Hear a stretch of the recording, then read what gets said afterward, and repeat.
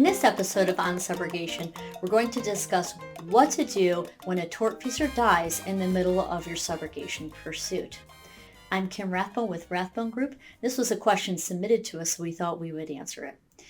In this situation, it's the estate that becomes the proper party in the lawsuit, and it's not really a proper thing to continue to pursue a tortfeasor that you know is deceased in their individual names. And proper thing is for substitution of the estate into that party's place is really the best way to handle that from a procedural standpoint. The good thing is, in terms of subrogation, the insurance coverage of the tortfeasor is not contingent on the person being alive in order to get the carrier to pay. Now, keep in mind, they can still deny liability or can still negotiate down the amount due for any number of normal reasons. But if it requires a suit or sometimes a motion to allow the claim in order to get the carrier to pay, then that's something that's traditionally done against the estate in probate court. And that presents all kinds of evidentiary issues for both sides when the tortfeasor isn't there to testify, but that's a completely different video in itself. First, how do you even know if there is an estate? Many subrogation vendors, like we do, have skip trace vendors that they use. We take all of the data for the tortfeasor and load it against the skip trace vendors' data to compare and see if a date of death comes back on any of the individuals.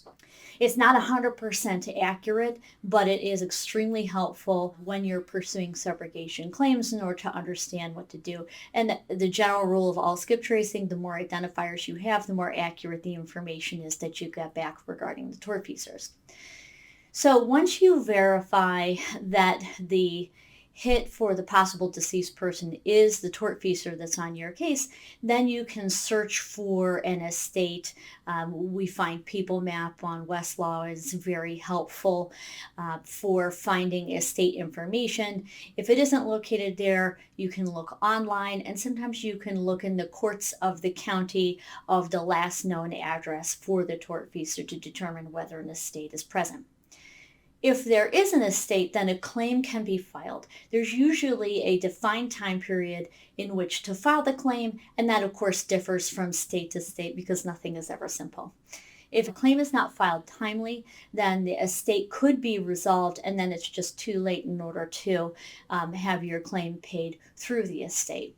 Once the estate is opened, then there are some states that have longer processes for the estate to be resolved, and some have more abbreviated processes that can allow it to be quite a fast process. For subrogation claims, the trustee of the estate is going to have authority to resolve the claim should there not be insurance on the claim. And a will existing isn't going to interfere, for the most part, with a subrogation claim being resolved because the expenses of the estate and the creditors are paid and resolved before the beneficiary of the will obtains any of the assets. Now, keep in mind, other parties' claims might have priority over yours, like burial costs or medical bills that were incurred right before the death. And there are plenty of items of property that don't go through the probate process. For example, jointly owned real estate or bank accounts don't go through the probate process because the joint owner would receive the property automatically. And homestead exemptions that usually exist in normal cases for the state anyways may provide automatic protection from the creditor's claims by going straight to the family or the beneficiary. There are also special accounts like maybe retirement accounts or payable on death accounts that don't go through probate either.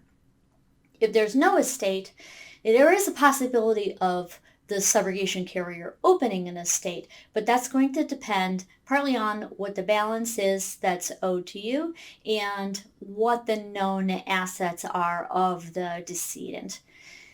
Part of the reason you want to do this is there are costs associated with opening the estate. That'll include the court costs. It could include payments to the trustee and any legal fees that would be incurred on behalf of the trust for any reason at all. Those aren't always the easiest things to control, or in fact, you really can't control them at all. So it's a big question mark as to how much it will cost in order for the estate to be open. It's also a highly emotional time for the family and loved ones. So this could cause political issues. So you really want to keep in mind, do you want to proceed in this manner if there is a decedent party that's involved in the subrogation claim? Procedurally, it's a bit challenging because there are different types of estates. There are estates with a will, there are estates without a will, there are small estates, which is sometimes called summary release from administration. Those small estates usually have a total assets of under $100,000. Again, it depends on each state as to what those different thresholds are. And those are often the ones that are fast-tracked, where things can be resolved without the estate maybe even opening, or if it is, it's a very quick process and you might not even learn about the estate before that is resolved. You just don't want to open the wrong type of estate if you're going to be opening a estate. And a lot of times the subrogation carrier doesn't have enough information about the tortfeasor in order to know which kind of estate to open.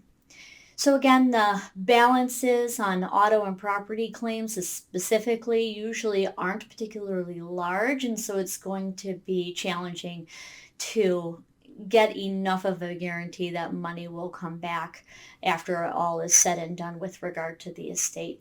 And that might change if there's a major fatality. If you have any questions or would like to submit a topic, please email us at video@rathbonegroup.com. I'm Kim Rathbone. That's the Long and Short of it.